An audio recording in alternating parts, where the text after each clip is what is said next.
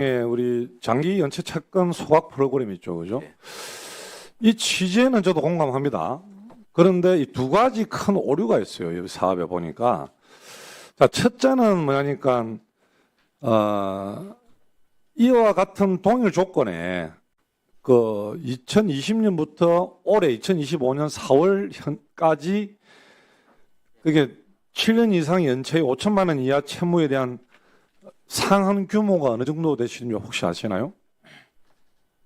그러니까 그 지금 어떤 조건에 올해 4월까지 돈을 갚았던 분, 그리고 그 규모에 대해서 혹시 아시나요? 그것까지는 저희들이 추정을 못하고 있습니다. 네. 무려 그 이와 같은 조건으로 실제로 상환했던 분들이 361만 2,119명이에요. 361만 명이 됩니다. 이 상환 금액만 해도 1조 581억 8천만 원에 달합니다. 더욱이 올해 4월까지 상환한 채무자도 31만 명이 넘어요. 자, 동일한 조건임에도 불구하고 성실하게 감 채무를 상환한 361만 명은 뭐가 되는 거죠? 질문 주시면 나중에 함께 답변 드리겠습니다. 예. 그럼 이분들은 힘들고 어렵지 않아서 정말 열심히 해서 돈을 갚았던 거예요?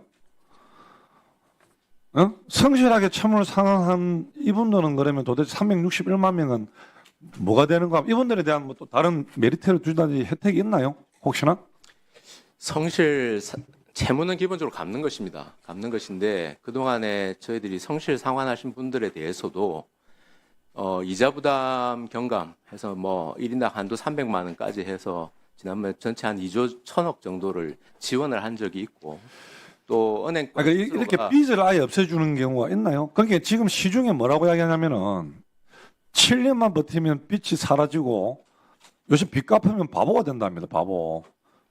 이래 되면 금융의 모랄 해저드가 굉장히 심각하게 들어갈 수밖에 없다는 생각이 듭니다. 어떻게 장관님 어떻게 생각하시죠? 저희들이 이런 채무제준 프로그램 만들 때 말씀하신 부분을 고민을 합니다. 고민을 하는데 실제 7년 이상 장기 채권, 장기 연체를 하는 사람들을 보면 그 과정이 굉장히 어려운 과정을 다 거치는, 갚을 능력이 있음에도 불구하고 고의로 안 갚고 하는 분들은 현장에서 얘기를 들어보면 사실은 그렇게 많이. 아니, 그래, 그거야 모든 분야 마찬가지죠. 예. 본 취지는 내가 이해를 한데도. 예. 그런데 올해 4월까지 갚았던 분이 무려 360만 명이 넘어요. 이분들은 굉장히 분노하고 있다고. 왜 내가 갚았지? 이게 많은 거지. 또 한 가지, 또 한 가지 오류가 뭐냐니까. 이 장기연체 채권 소각 프로그램 요 필요 재원 중에 절반을 4천억 원을 금융기관 협조에 따른 출연금을 해준다고 해놨더라고요. 위원장님, 현재 참여 금융기관의 범위, 업건별, 기관별 출연금 예상 규모 등에 대해 구체적 계획이 있나요? 지금 검토 중에 있습니다. 알아봐. 제가 없는 걸 알고 있다고. 이게 말이 안 되는 거예요, 지금.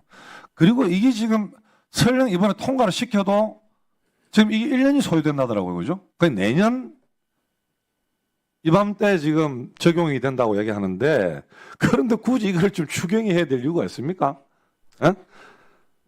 즉 구체적 재원 조달 방안조차도 없고 정말 나도 똑같은 조건에 힘들어서 어렵게 채무를 갚은 성실히 상환한 국민들에게 형평성무제도 안 맞고 그리고 하면은 1년이 걸린다는데 이거를 그러면 굳이 필요하다면은 올해 본 예산에 반영하는 것이 저는 맞지 않나 라는 생각을 하거든요. 이 필요성이 있다면은 여야가 공감한다면은 그 야당 관세청 저조차도 지금 이해가 안 가는데 이 사업에 대해서 저는 전면 좀 재검토가 필요하다고 생각합니다. 장관님. 예, 답변 드리겠습니다. 예. 그 형평성 문제와 관련해서는 저희들이 이번에 대상은 113만 명을 대상으로 해서 매입을 하겠다고 했지만 실제 심사를 할 겁니다. 그러니까 소득이나 재산을 심사를 해서 상환 능력이 조금이라도 있으신 분들은 갚게 하는 것이 원칙이고요. 정말 못 갚으신 분, 정말 재산이나 소득으로 봐서 이건 상환이 진짜 어렵다 하는 분을 대상으로 소각을 할 거라는 말씀을 드리고, 그다음 본예산 부분은 지금 시작을 해도 말씀하신 대로 1년이 걸리거나 좀 더 걸릴 수 있습니다. 있는데 이거를 이제 지금 어려운 부분을 어쨌든 이렇게 한번 지원을 하겠다고 결정을 하면 가급적이면 빨리 시작할 수 있도록 하는 게 바람직하다라는 생각입니다. 자, 수고하셨습니다. 자, 그럼 교대로 하겠습니다. 우리 존경하는 신장식 의원님 질의해 주시기 바랍니다. 네. 정부 7년 이상, PPT 좀 띄워주시고요.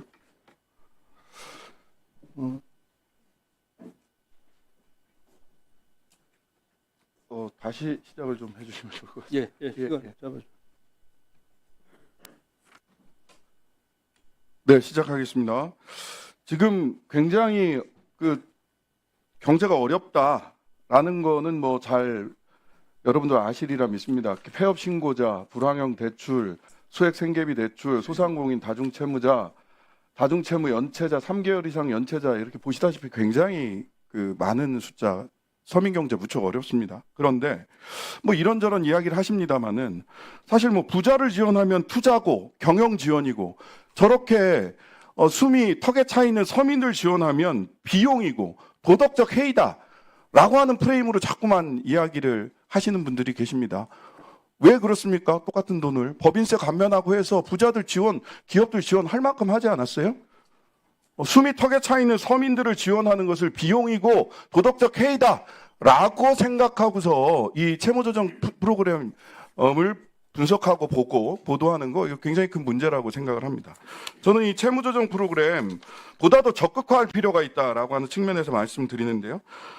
정부가 들어가는 예산 채권 소각액이 약 16조 4천억인데 정부 예산 4천억 원 들어갑니다. 즉 40배에 달하는 개인 채권을 소각하는 거예요. 정부 예산 대비. 이 정도 되면 서민 경제에 있어서 지금 한계 소비 계층이 다시 소비할 수 있도록 여력을 만들어주고 내수 경제에 긍정적인 영향을 미칠 거라고 생각을 하는데 질문 마치면 위원장님께서 이 채권 소각 프로그램이 채무조정 프로그램이 내수 경제에 어떤 긍정적 영향을 미칠지에 대해서 좀 말씀을 해주셨으면 좋겠고요. 여기서 조금 더 추가 의견 드리고 싶은 게 있습니다. 캠코에서 보유한 장기 채권도 이 기준에 적용되는 게 있어요. 연대보증, 개인 연대보증 채권입니다. 심지어 25년 지난 거예요. 연대보증제도는 2015년에 제도상 없어졌습니다. 그런데 25년 이상 된 개인 연대보증 채권이 캠코에 아직 그대로 남아 있어요. 이미 매입해서 대략 5% 정도로 매입했다고 하는데 액면가의 5% 정도로 평균 매입가로 5%로 좀 보면 한 800억 원 정도 매입을 했는데 이거를 채권 소각을 하면 1조 6,843억 원 정도 액면 채권이 소각될 수 있습니다. 그래서 오히려 여기까지 대상을 확대를 해서 기존 예산 안에서도 아까 말씀드린 7년 이상 5천만 원 이하 장기 채권 한번 걸으신다고 하셨잖아요. 그러고 나면 요 대상까지도 한번 들여다봐서 오히려 조금 더 적극적으로 채무 조정을 하시는 게 좋지 않겠느냐라는 생각을 합니다.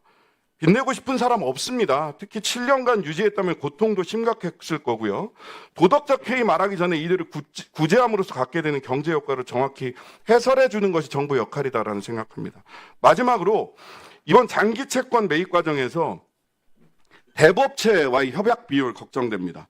실제 7년 이상 된 장기 채권이면 1금융권에 있을 리가 좀 만무하거든요.